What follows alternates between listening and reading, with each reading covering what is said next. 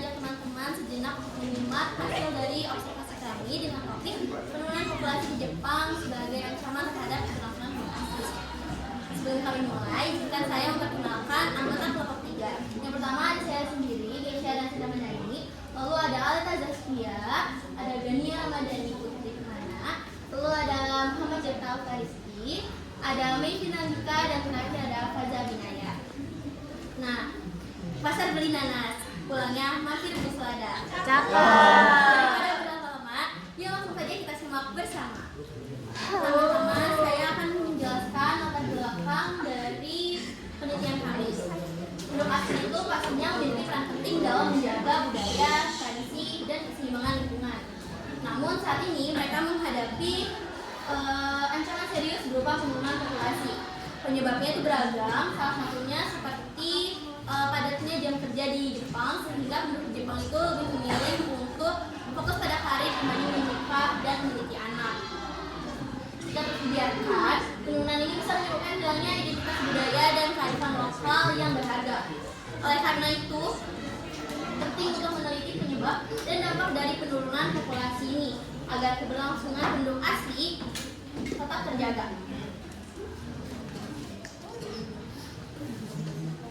Selanjutnya ada rumusan penelitian.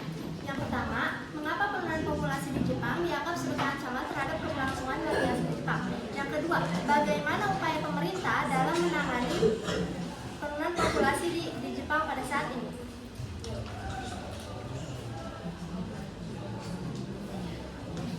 Lalu ada tujuan penelitian. Yang pertama, mengetahui alasan mengapa penurunan populasi di Jepang dianggap sebagai ancaman terhadap keberlangsungan warga asli negara Jepang. Yang kedua, ada mengetahui upaya-upaya yang dilakukan oleh pemerintah dalam mengatasi penurunan populasi saat ini.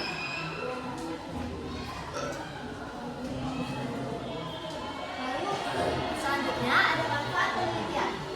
Bagi penyusun, memberikan pemahaman mengenai penyebab dan dampak dari penurunan populasi di Jepang. Yang kedua, menjadi referensi awal bagi peneliti lain dalam kajian demografi dan kebudayaan. Bagi pembaca dapat meningkatkan pemahaman akan pentingnya kebijakan kependudukan dan pelestarian identitas bangsa.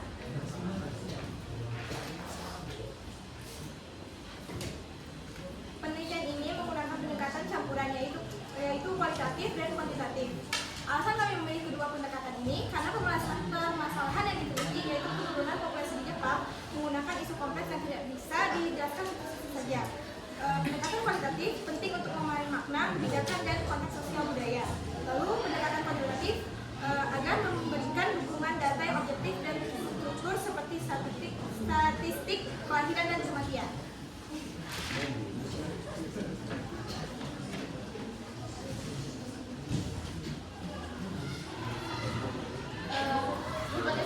Jepang akan menghadapi ketidakseimbangan demografi akibat menurunnya angka kelahiran dan tingginya usia harapan hidup. Berdasarkan kondisi Jepang saat ini, kami mengajukan hipotesis bahwa Jepang akan mengalami ketidakseimbangan demografi akibat rendahnya angka kelahiran dan tingginya angka harapan hidup. Ketidakseimbangan ini akan mengancam keberlangsungan penduduk asli dan budaya tradisional Jepang. Dengan ini, kami mempunyai dugaan sementara akan adanya upaya dari pemerintah Jepang, baik melalui intensif kelahiran maupun kebijakan terkait imigran atau imigrasi. Baik, di sini saya akan menjelaskan kajian teori dulu. Jepang adalah negara kepulauan di Asia Timur yang terdiri dari ribuan pulau. Negara ini terkenal karena kemajuan teknologi, ekonomi yang kuat, serta budaya masyarakatnya yang disiplin dan serta tertib. Yang kedua ada penduduk asli Jepang. Penduduk asli Jepang adalah orang-orang keturunan Jepang yang asli dan tinggal di Jepang. Mereka memegang teguh budaya, menjalankan tradisi Shinto dan Buddha, serta memiliki rasa cinta tanah air yang tinggi. Berikutnya ada kajian teori penurunan populasi. Penurunan populasi adalah berkurangnya jumlah penduduk. Di Jepang, hal ini terjadi karena sedikitnya kelahiran dan banyaknya lansia, yang berdampak pada berkurangnya tenaga kerja dan perkembangan ekonomi. Selanjutnya waktu observasi yang kami lakukan itu selama 7 hari dari tanggal 28 Mei hingga 3 Juni 2025. observasi kami ada di 3 lokasi, yaitu di kelas 10 4 tepatnya di SMA Pesat, yang kedua di Kebun Raya Residen, yang ketiga di Tona Tektona.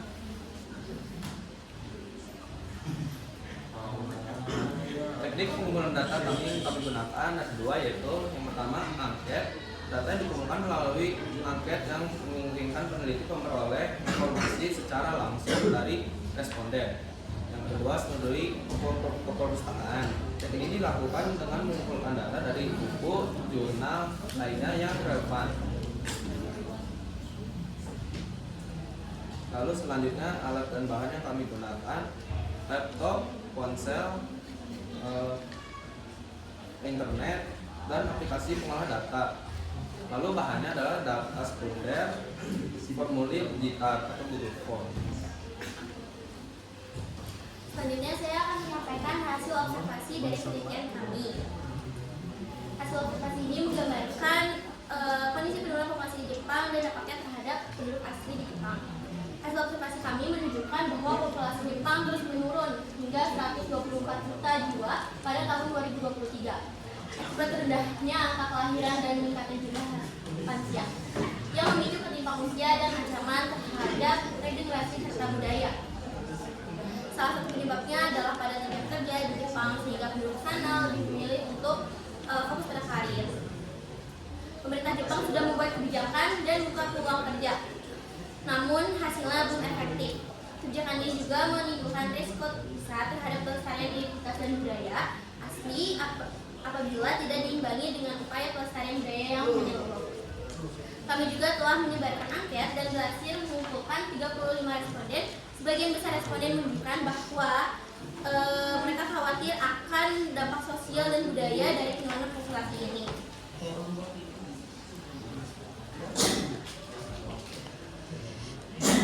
Kesimpulan yang kami ambil dari hasil penelitian kami yaitu penurunan populasi di Jepang mengancam keberlangsungan bangsa dan budayanya akibat rendahnya angka kelahiran dan banyaknya lansia. Kebijakan pemerintah seperti insentif kelahiran dan tenaga kerja asing belum efektif.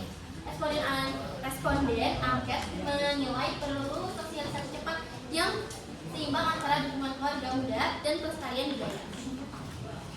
Berikutnya saya akan membacakan saran untuk penelitian, yaitu memperluas kajian guna data terkini dan diolah waktu dengan baik agar analisis lebih mendalam dan sistematis. Selanjutnya saya akan membacakan saran untuk peneliti selanjutnya. Teliti dampak sosial, ekonomi, budaya secara lebih luas dengan mendekatkan dan data primer yang lebih kuat. Selanjutnya, saran untuk membaca, mendapatkan wawasan baru soal krisis populasi di Jepang dan jadikan penelitian ini sebagai referensi dan inspirasi karya ilmiah terkait isu demokratif. Terus saya akan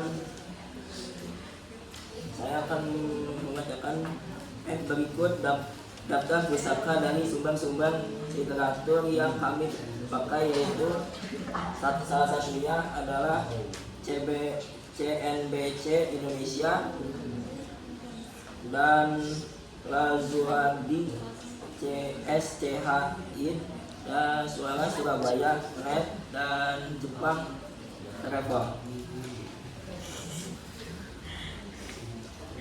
Dan ini berikut gambar dari kelompok kami yang sedang membuat angket. Gambar selanjutnya kami sedang mengumpulkan data literatur, dan gambar selanjutnya kami sedang menulis laporan. Demikian hasil observasi yang telah kami lakukan. Sebelum kami tutup, apakah ada teman-teman yang ingin bertanya? Tidak.